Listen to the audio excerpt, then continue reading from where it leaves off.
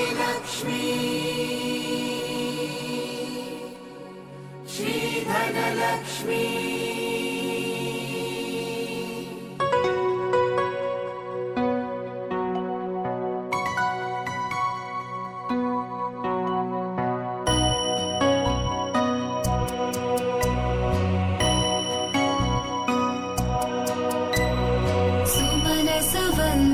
सुन्दरि माधवी चन्द्र सहोदरि हेममयी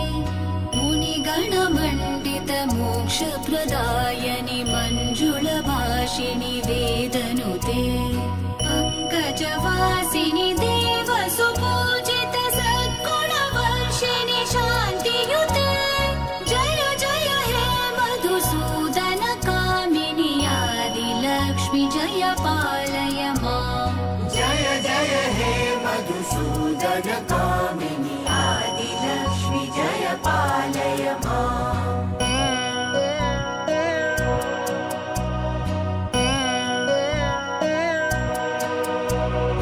अहि कलिकल्मषनाशिनि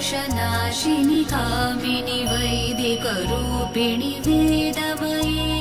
क्षीरसमुद्भव मङ्गलरूपिणि मन्त्रनिवासिनि मन्त्रनुते मङ्गलदायिनि अम्बुजवासिनि देवगणाश्रित पादयुते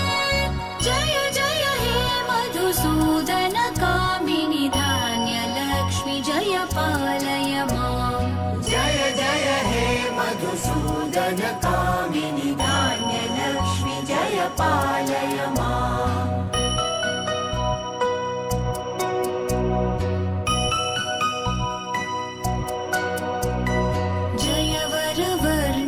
वैष्णवी भार्गवी मन्त्रस्वरूपिणि मन्त्रमये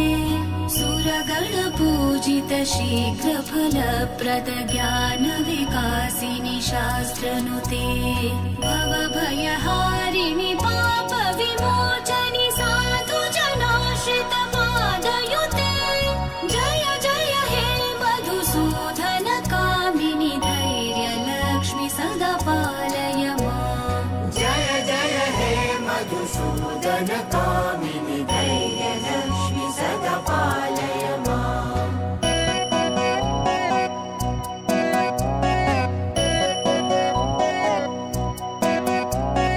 जय जय दुर्गतिनाशिनि कामिनि सर्वफलप्रद शास्त्रमये